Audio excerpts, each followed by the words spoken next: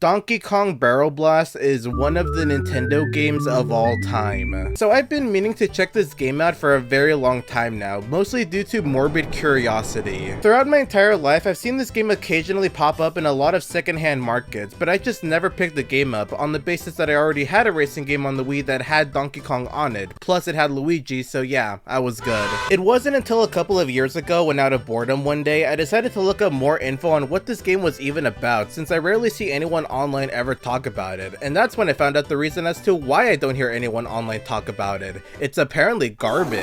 And upon seeing this Metacritic score, I knew that one day I just had to see what this game was all about. And so I bought a copy of the game, proceeded to not play it in years because I was too busy playing actual good video games, and I thought that since I've already gone through talking about a bunch of other mediocre Nintendo games in my previous video, I might as well keep this weird streak of mine going for just a little bit longer. So, Donkey Kong Barrel Blast. What even is this thing? Well, it's a racing game set in the Donkey Kong universe. It was released early on in the Nintendo Wii's life in 2007 and was developed by Pan, a Japanese game developer who seems to only involve themselves in assistant developing games, with Barrel Blast being one of their few solo outings. Barrel Blast was released during a time when the Donkey Kong series was going through an awkward phase, I guess you could say. After the main developer that helped revitalize the DK series had left Nintendo in order to go on and make better games with Microsoft, Nintendo just sort of didn't really know what they wanted to do with DK. And so they began to toss the IP to any kind of random game idea they had. A puzzle climbing game? Okay, sure. A rhythm game where you use plastic bongos to play to the beat of Nintendo music and licensed music?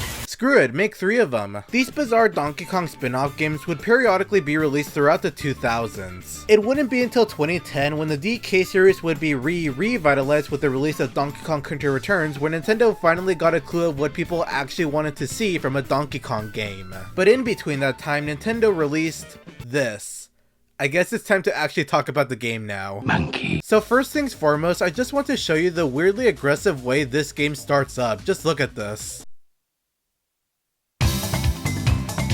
Like, geez game, chill out. It hasn't even been a second after the warning screen and your title screen is just a JPEG. It's not that hype. Anyways, we are now at the menu screen and it looks pretty good. I mean, you know a game is going to be peak when they feature the tutorial as a highlight in the main menu. I'm pretty excited right now. Anyways, it's here in this main menu where we get the extent of this game's story, quote unquote. So for no discernible reason, the Kongs wanted to have a racing competition with a bunch of Kremlings. A racing competition where everyone uses rocket-powered bongos to go through a bunch of tracks. And no, you aren't given an explanation as to how they got these bongos. These random animals just have them now because video game must happen. And it's here where I now want to bring up this game's character roster, because it is definitely one of the character rosters of all time. So there's primarily 16 playable characters, 8 Kongs and 8 Kremlings, and the game revolves this roster on the idea of allies versus rivals. For every Kong, there is a Kremling that acts as their opponent. But here's an issue I have with this. While all of the Kongs in this game consist of members of the DK lineage, aka characters that we've seen before in prior games of the series, the Kremling characters are mostly just a bunch of OCs. Way to go, Squidward. It's like how in Mario Kart Double Dash they needed to give Toad a companion character so they could make the 2 races mechanic in that game work, only for Nintendo in 2003 to realize that a Toad companion character didn't really exist. They had to go out of their way to make an entirely new character just to make it work, and Barrel Blast pretty much did this exact same thing times 7. This leads to the character roster in this game being really underwhelming. It's hard to care about the characters in this game when nearly half of them are just a bunch of new faces that I've never seen before or since then in this franchise. Also, this heroes versus villains idea for the roster sounds cute on paper, but it doesn't really work all that well in execution since the good guys and bad guys are clearly differentiated by their species, and thus it makes this roster even more uninteresting.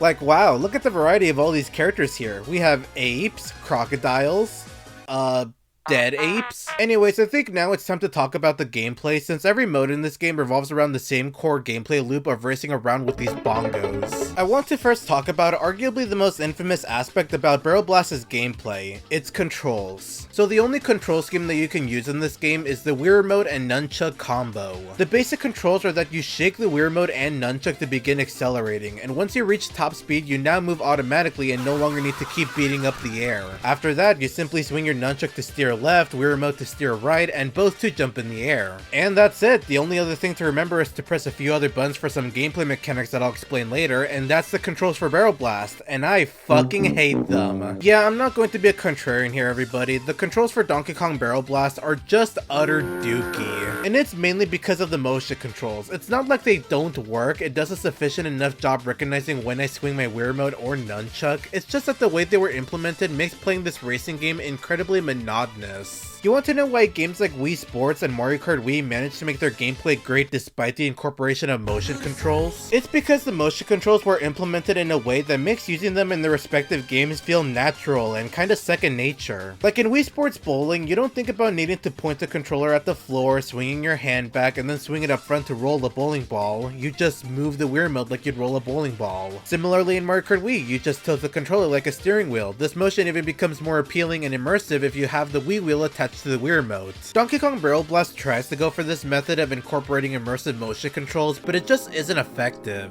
You aren't given any kind of tactile feedback of slamming your hands onto some bongo, so the motion controls just never reach that level of becoming second nature. It feels more like I'm shaking some rockets rather than slamming on bongos. But honestly, lack of immersion is the least of this game's concerns when it comes to its controls, because the controls that are here are just really damn annoying. So I brought up before how you need to shake the Wii Remote and nunchuck to accelerate. This isn't something you just do at the start of the race. You have to do this every single time your momentum gets interrupted. And because this is a kart racing game filled with hazards across the tracks and items to use against your opponents, naturally you're going to be losing your speed periodically. And each time that happens, you have to shake your controllers to get up to speed, and the time it takes for you to do that is just long enough to where shaking the Wii Remote and nunchuck every time you get hit begins to become tedious, nearly intolerable. Combine this with having to shake the controllers to also steer your character, the obnoxious sound design of the bongos coming out of the Wii Remote speaker, and this stupid dumb text that pops up every single time you get hit. The controls for Donkey Kong Barrel Blast can basically double as a massive endurance test to even the most patient of gamers. Anyways, besides the motion controls, you do actually press a few buttons on the Wii Remote for other mechanics. One is for items, the other is to use the short range punch move to collect bananas from barrels, and the last one is for arguably the most complex mechanic in this game, wild moves. During a race, you can collect bananas that are scattered around the track and contained within these barrels. Obtaining bananas increases this meter on the right side of the screen. Once the meter fills up all the way, you gain a wild move. Now you can hold back the nunchuck stick in any direction and let go for a speed boost. I was initially disappointed that the speed you got from the wild move didn't really last that long to make getting those bananas all that worth it. However, I then noticed that if you bump into a barrel or onto another racer in the middle of a wild move, the duration of the wild move increases. Realizing this and noticing the way that the barrels are placed around the tracks, I then understood what the game wanted me to do with the wild moves. By strategically using your wild moves, you can rank up a combo of consistently hitting the barrels and making the speed boost last for a whole lot longer. And dare I say it, this mechanic actually made the game kinda fun. You go incredibly fast when doing this, and trying to keep up the streak by narrowly reaching for the barrels genuinely got me to lock in at a few points. With that said, even though using the wild moves in this game can be fun, it still has its problems. The biggest problem mostly has to do with how the designs of the tracks aren't accommodated well for the breakneck speeds you go from doing the wild moves. Whether it be the track itself actively trying to mess up your streak, or the placement of these stupid dumb metal barrels that are often super close to the real barrels, so I wind up hitting them by mistake and I feel like such an idiot each time it happens that I get so damn mad from it that I practically turn into a raging monkey myself. Anyways, that pretty much summarizes the gameplay of Barrel Blast. Very basic kart racing that is massively weighed down due to its stupid controls. The only interesting mechanic that this game has is the wild move system, which adds some strategy to how you play the game, but besides that, it's honestly not that much different from how any other generic Mario Kart clone plays. Hell, not even the items are all that great. Half of them do something so oddly specific that you're never going to naturally remember what each of them do, and the other half are just imitations of the items from Mario Kart. Really lame imitations, I should specify. Like, you know the invincibility item in Mario Kart, the star? Yeah, isn't that a cool item? Your character starts to glow, your speed increases, you can knock over any obstacles and other racers in your way, all the while this upbeat and frantic music plays in the background. It's such an amazing item and gets you all excited once you obtain one. And then there's Tasty Melon. It turns your character clear green and that's it, you're invincible. You don't go any faster, you can't hurt other racers with it, and the music doesn't even change. Wow, what a fun item. I love Melon. I love it so much. So now let's move on to the content of the game. Sure, the controls for this game leave much to be desired, but perhaps it can make up for it by what it has to offer outside of that. I mean, just look at Kid Icarus Uprising. That game didn't exactly have stellar controls either, yet that didn't stop the game from being better than like 80% of video games ever made.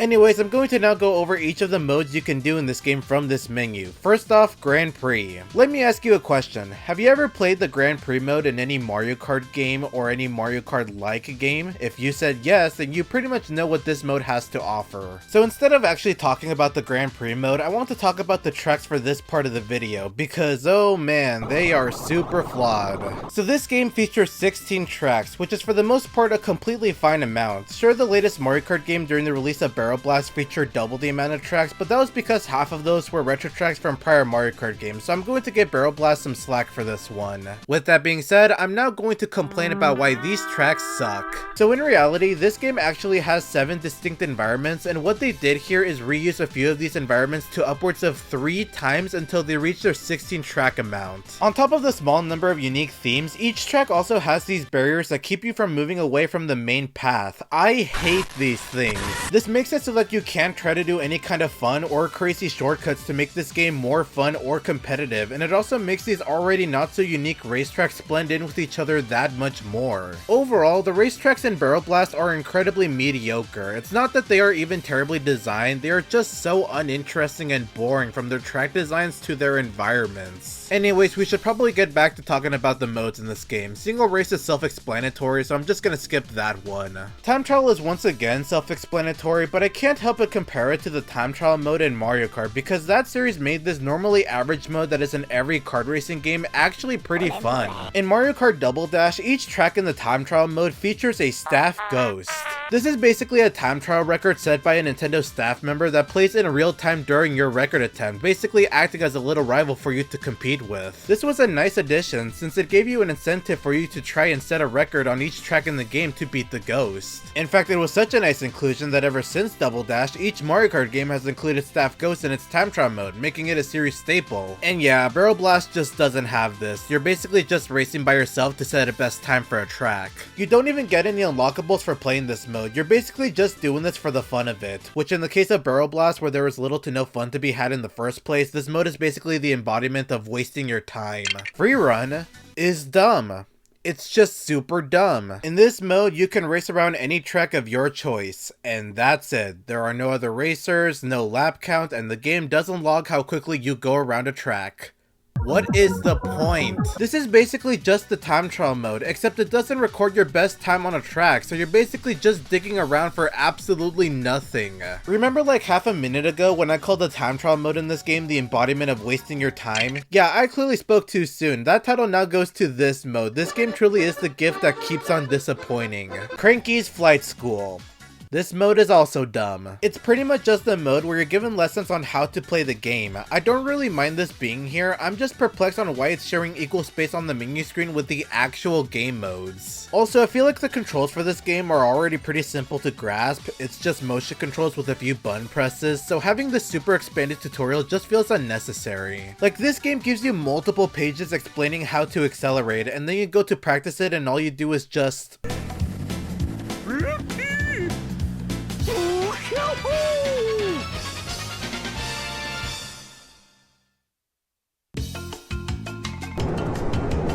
And the final mode worth mentioning is Candy's Challenges. This is basically the game's take on a mission mode, where you are given 32 total challenges that are separated into 4 sets. I was honestly excited to see what this mode had to offer, as I usually love when kart racing games include modes like this. Like, I had beaten the Wiggler boss in Mario Kart DS and have gotten every star in Sonic and All-Stars Racing Transformed. Candy's Challenges should be the thing that was meant to be made for people like me. So I think you can all safely take my word when I say that the Candy's Challenges mode is kinda ass. It's just boring. The the objectives in these challenges are fine, maybe a little basic, but it's the presentation that ruins it. You can only play as DK in all of these challenges, and for some reason, a grand majority of the missions I played took place in the DK jungle track and only that track. I thought it was just a fluke at first, like maybe they made you play on the same basic beginner's track on the first set of challenges to ease you in on the mode. I mean, the first two challenges in the next set actually took place on different tracks, so I thought I was fine.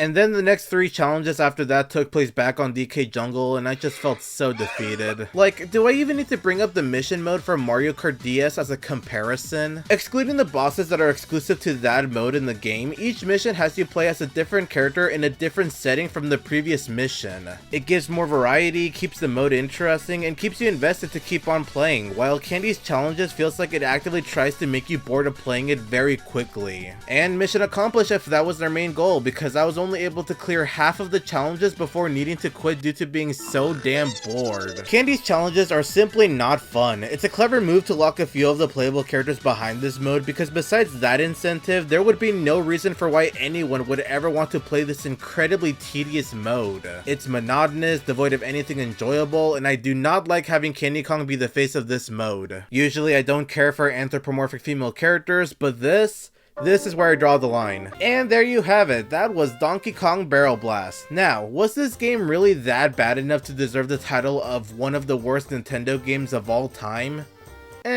Yeah, kinda. It's honestly shocking to me that this was an actual game that Nintendo released. This game just didn't feel like something that Nintendo would have proudly released during the Wii generation. And it's probably because this game was actually never meant to be a Wii game in the first place. Yeah, to keep a long story short, Barrel Blast was originally in development to be a GameCube exclusive release, one that would have used the DK Bongos accessory that I very briefly brought up before at the beginning of this video, which explains the very bizarre premise of this game having everyone ride jet-powered bongos.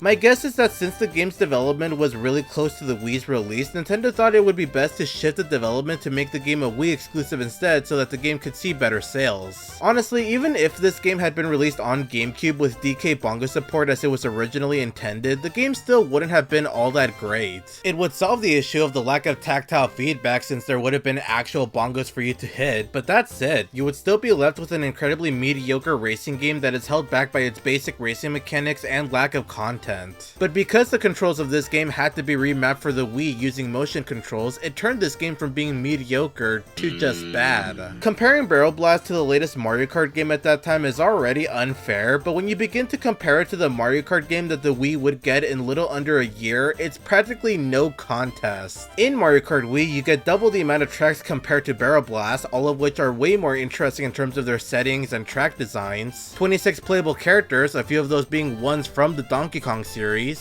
staff goes for each track in the time trial mode, in addition to expert staff goes to give the mode that much more value, 2 battle modes with 10 arenas to play on, 4 different controller options to choose from if you don't want to heavily rely on motion controls while playing, and online features including worldwide time trial rankings, online tournaments, and online stinking multiplayer. Again, it's practically no contest. That Metacritic score makes complete sense to me now. This game is complete dookie. I didn't even have fun with its awfulness like I thought I would. I straight up just wasted my time and my life is actively worse now after playing this game. I can't come up with a good way to end this video. Go eat Arby's or something.